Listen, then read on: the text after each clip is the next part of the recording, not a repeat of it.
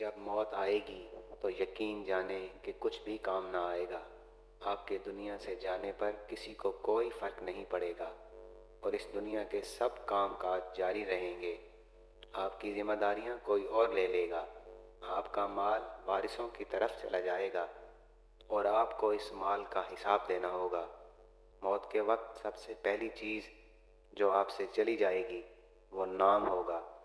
कहाँ है dead body, लोग कहेंगे कि जब वो जनाजा पढ़ना चाहेंगे तो कहेंगे कि जनाजा लाएं। जब दफन करना शुरू करेंगे तो कहेंगे कि मैयत को करीब कर दें।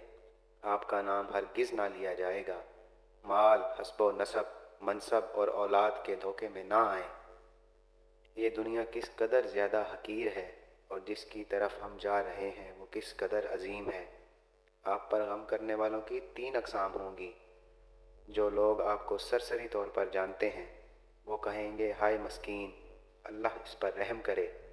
आपके दोस्त चंद घड़ियाँ या चंद दिन गम करेंगे, फिर वो अपनी अपनी बातों और हंसी मजाक की तरफ लौट जाएंगे। आपके घर के अफराद का गम गहरा होगा। वो कुछ हफ्ते, कुछ महीने या 1 साल तक गम करेंगे और इसके बाद वो आपको याददाश्तों की टोकरी में डाल देंगे। लोगों के दरमियान आपकी कहानी का इख्तिताम हो जाएगा और आपकी हकीकी कहानी शुरू हो जाएगी और वो आखिरत है। आपसे ज़ाइल हो जाएगा आपका हुस्न, माल, सेहत, औलाद। आप अपने मकानों और महल्लात से दूर हो जाएंगे।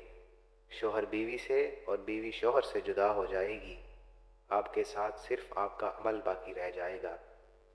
यहाँ ये सवाल पैदा होता है कि आपने अपनी कब्र और आखिरत के लिए अभी से क्या तैयारी की है। ये वो हकीकत है जो गौर व फिक्र की मोहताज है, इसलिए आप इसकी तरफ तवज्जो करें। फ़राइज़, नवाफिल, पोशीदा सदका, नेक आमाल, तहज्जुद की नमाज और अच्छे अखलाक की तरफ शायद के निजात हो जाए।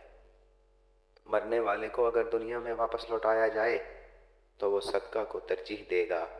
उलमा कहते हैं कि मैयत सिर्फ सदक़े का ज़िक्र इसलिए करती है क्योंकि वो अपनी मौत के बाद इस अजीम असरात को देखती है।